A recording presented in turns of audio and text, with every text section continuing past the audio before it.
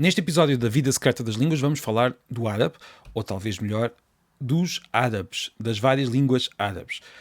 É uma forma também de falarmos um pouco sobre a nossa própria língua e, pelo menos, da linguagem humana, que é sempre muito interessante.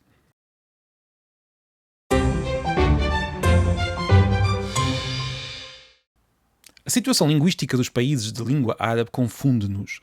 Afinal, a língua oficial é o árabe, em todos eles, mas muitos linguistas dizem-nos que as diferenças entre os vários árabes são semelhantes às diferenças entre as várias línguas latinas. Aliás, se um marroquino conversar com um iraquiano, vamos imaginar, na língua que usa para falar com os filhos, ninguém se entende ou entendem-se com muita dificuldade.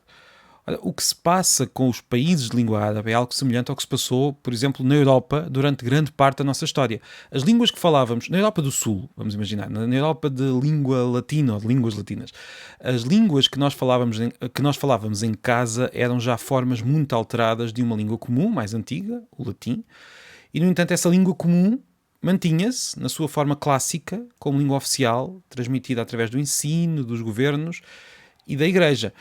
Na Igreja foi sofrendo também algumas alterações. O latim da Igreja não é exatamente o latim clássico, mas havia este latim comum, que, enfim, não era de facto exatamente igual ao latim clássico, mas era um latim comum, por cima, na escrita ou no uso oficial, e depois tínhamos o latim falado na rua, que já era diferente de sítio para sítio. Se quisermos imaginar uma situação semelhante no presente, podemos imaginar um mundo em que a língua oficial dos vários países latinos continuasse a ser o latim, mas todos falávamos português, galego, espanhol, catalão, francês e por aí fora. Isto na nossa vida pessoal. No dia-a-dia falávamos uma língua, quando escrevíamos ou quando estávamos a dar uma aula ou no Parlamento, falaríamos essa outra língua chamada latim. Todos teríamos sido educados em latim, nós leríamos jornais em latim, escreveríamos em latim e provavelmente nem sequer acharíamos muito estranho falar uma língua em casa e outra na escola. Seria perfeitamente natural. Este latim também não seria, de facto, o latim clássico do Império Romano, mas seria um latim baseado nesse, mas com algumas diferenças. No entanto, seria um latim comum, diferente daquilo que nós falaríamos com os amigos, com a família, com os filhos. Tal como os árabes, hoje, nós, nesse mundo imaginário, também comunicaríamos sem dificuldades com os italianos, com os romanos, com os espanhóis e com os franceses se usássemos o latim aprendido na escola, mas não a língua que nós falávamos em casa. Entre portugueses, nós utilizaríamos o vernáculo português, com toda a sua variedade regional e social. Se nos perguntassem, diríamos que a nossa língua é o latim, ponto final, porque o latim era a língua oficial, seria a língua oficial neste mundo.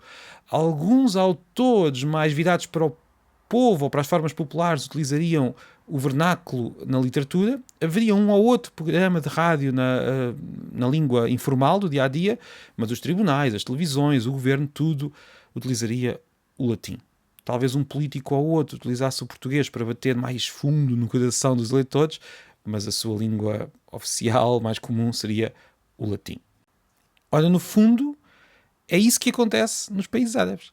Nos países árabes nós temos este árabe moderno padrão, um árabe moderno porque não é exatamente igual ao árabe clássico, é o padrão, ou seja, é um árabe artificial, tal como o latim também seria artificial se fosse na situação que eu acabei de descrever.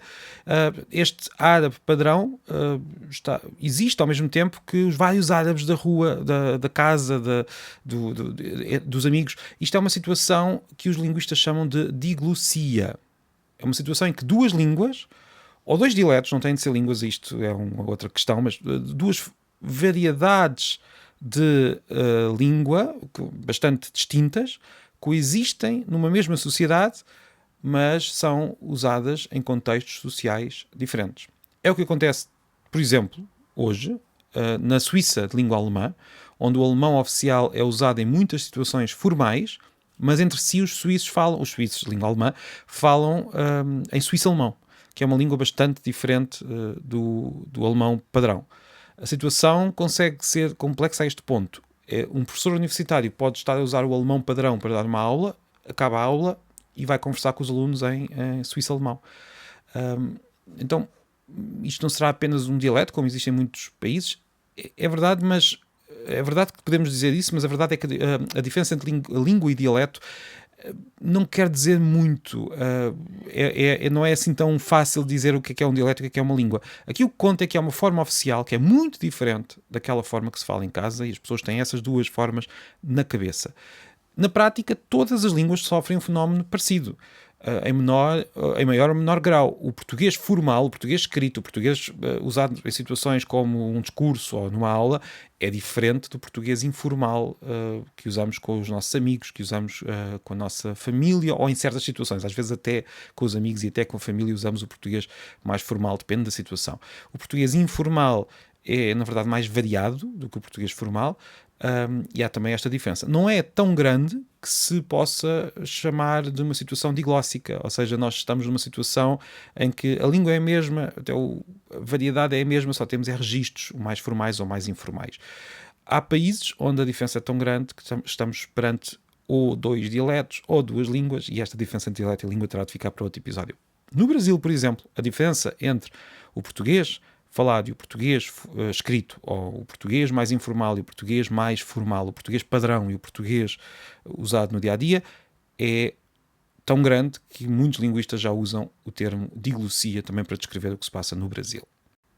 Vamos voltar aos países árabes. O que temos é uma língua oficial comum, com uma longa literatura, transmitida pelo sistema de ensino, usada na escrita, e depois uma série de dialetos ou línguas orais, lá mais uma vez podemos chamar de uma coisa ou outra, que são usadas na oralidade no dia-a-dia. A comunicação entre todos está garantida pela aprendizagem da língua oficial, mas as línguas em que as mães falam com os filhos são outras. Ou seja, estamos numa situação em que já há muitas línguas árabes e depois há uma língua árabe padrão por cima delas.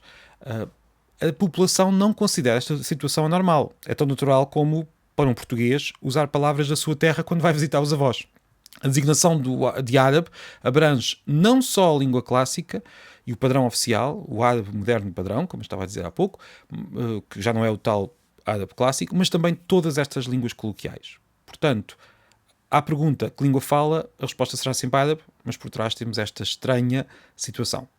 Disse que era uma situação estranha, mas na verdade não é assim tão estranha. Se vimos bem, há de facto muitas outras situações pelo mundo fora. Assim, temos a Suíça, como eu disse, temos Cabo Verde, por exemplo, temos o Brasil, de certa maneira, temos a China também, e isto acontece também é um pouco assim. No fundo, é uma questão de grau. Todas as línguas têm estas diferenças, mas algumas têm uma diferença de forma tão marcada que falamos de línguas diferentes. E atenção, já agora, as línguas não têm de ser da mesma família ou estarem relacionadas. É perfeitamente possível ter uma situação diglóssica com línguas muito diferentes. Basta pensar no País Basco, não exatamente agora, em que o basco já é oficial e é usado em todas as situações, mas há 100 anos o basco seria usado na oralidade, em certas zonas, mas o castelhano seria a língua usada na escrita, na escola e de forma oficial. E temos uma situação diglóssica entre línguas completamente diferentes.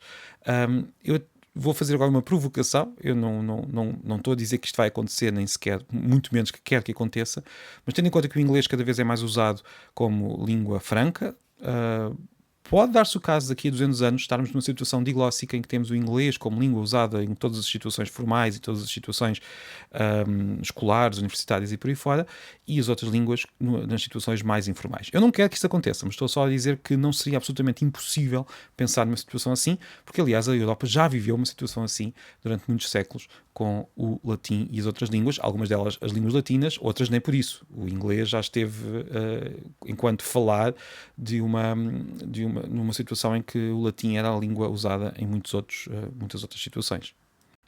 E pronto, chegamos ao fim da vida secreta das línguas desta semana. Partilhe, assine nas várias plataformas. Já agora, se gostar de livros, pode também procurar o meu outro canal, Pilha de Livros, e comente, envie perguntas, e cá estaremos outra vez para a semana. Muito obrigado e até breve.